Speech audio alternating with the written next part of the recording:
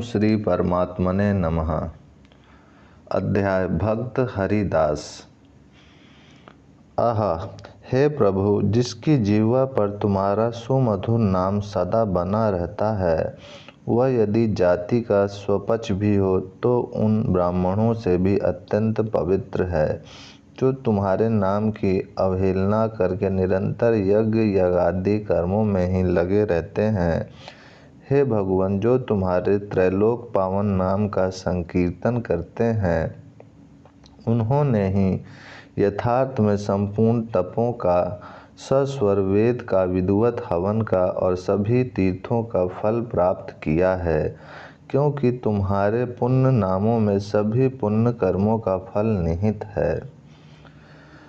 जिनकी तनिक सी कृपा की कोर के ही कारण यह नाम रूपात्मक संपूर्ण संसार स्थित है, जिनके भ्रूभंग मात्र से ही त्रिगुणात्मिका प्रकृति अपना सभी कार्य बंद कर देती है, उन अखिल कोटि ब्रह्मांड नायक भगवान के नाम महात्म्य का वर्णन बेचारी अपूर्ण भाषा कर ही क्या सकती है।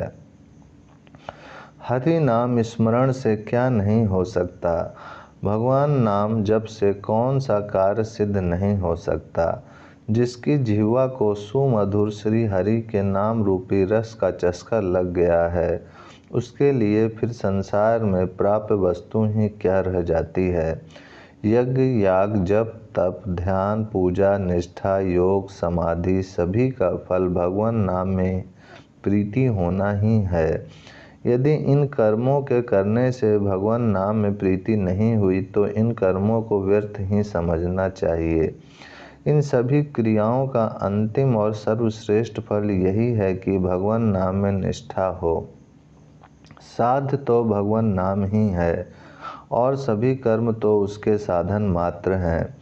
नाम जप में देश काल पात्र जाति वर्ण समय असमय सूचि असुचि इन सभी बातों का विचार नहीं होता। तुम जैसी हालत में हो, जहाँ हो, जैसे हो, जिस किसी भी वर्ण के हो, जैसी भी स्थिति में हो, हर समय और हर काल में श्री हरि के सुमधुर नामों का संकीर्तन कर सकते हो। नाम जप से पापी मनुष्य भी परम पावन बन जाता है।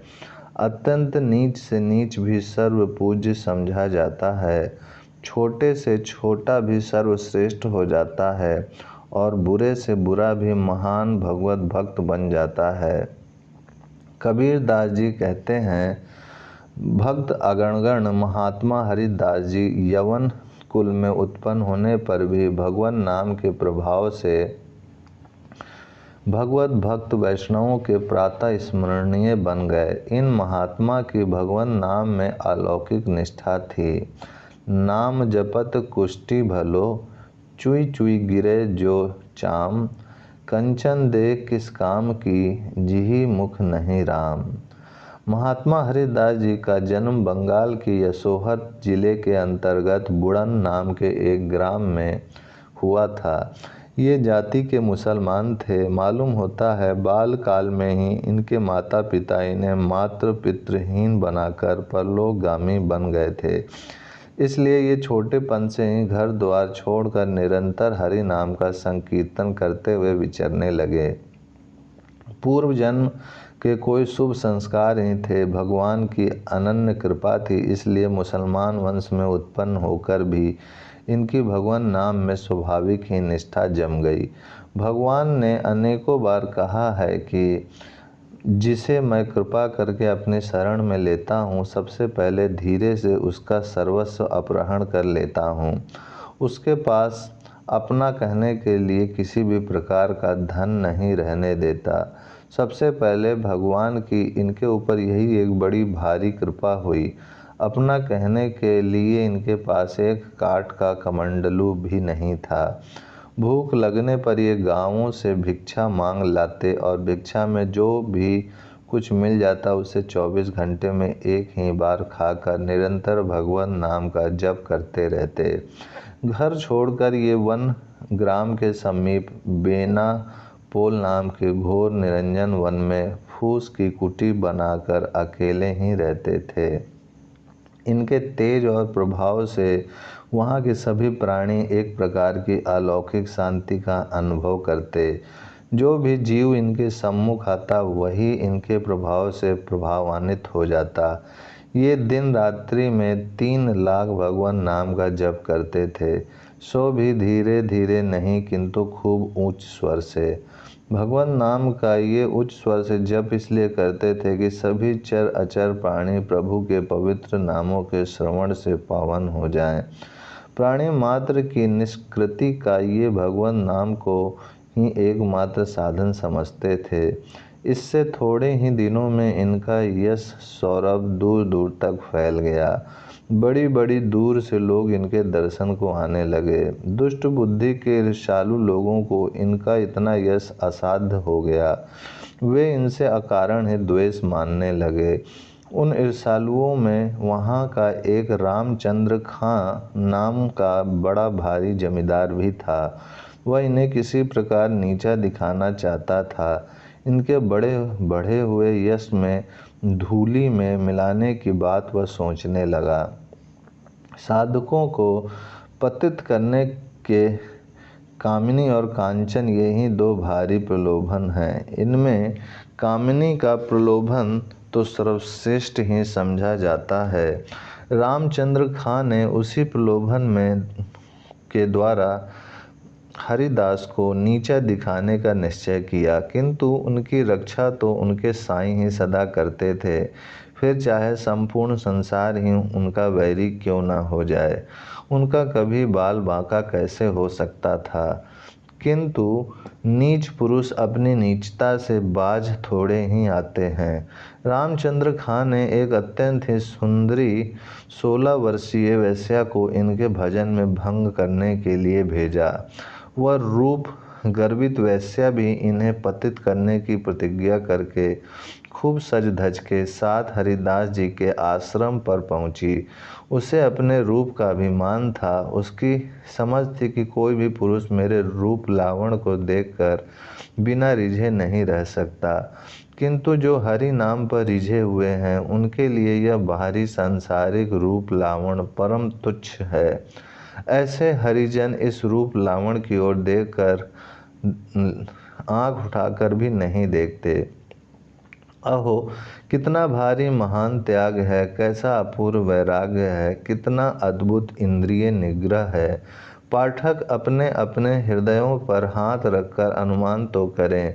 सुनसान जंगल, हरिदास की युवावस्था, एकांत शांत स्थान, परम रूप लावण युक्त सुंदरी, और वह भी हरिदास से स्वयं ही प्रणय की भीख मांगे, और उस विरक्त महापुरुष के हृदय में किंचन मात्र भी विकार उत्पन्न न हो।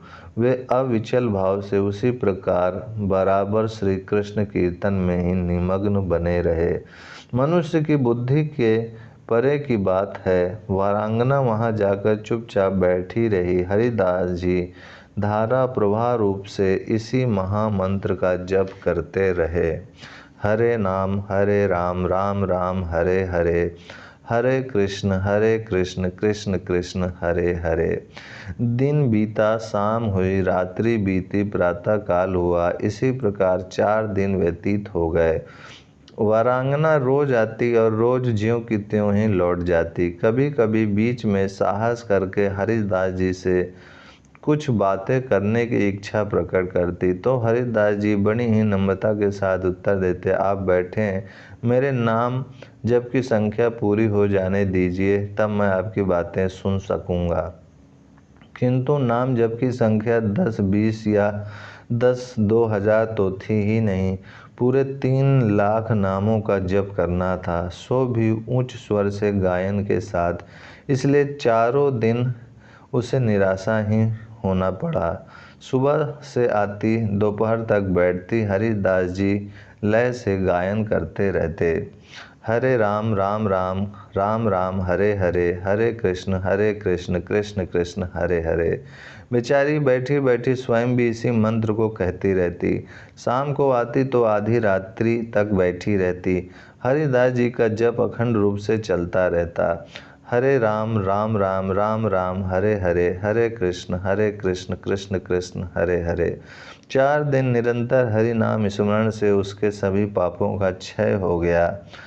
पापों के क्षय हो जाने से उसकी बुद्धि एकदम बदल गई। अब तक तो उसका हृदय उसे बार बार धिक्कार देने लगा। ऐसे महापुरुष के निकट मैं किस बुरे भाव से आई थी, इसका स्मरण करके वह मन ही मन अत्यंत ही दुखी होने लगी। अंत में उससे नहीं रहा गया। वह अत्यंत ही दीन भाव से हरिदास जी के चरणों में गिर पड़ी और आंखों से आंसू बहाते हुए गदगद कंठ से कहने लगी, महाभाग, सचमुच आप पतित पावन हैं। आप जीवों पर अहेतुक कृपा ही करते हैं। आप परम दयालु हैं। आप अपनी कृपा के लिए आप पात्र अपात्र का विचार ना करके प्राणी मात्र के प्रति समान भाव से दया करते हैं। मुझ जैसी पतिता, लोक निंदिता और खोटी बुद्धि वाली अधम नारी के ऊपर भी आपने अपनी असीम अनुकंपा प्रदर्शित की।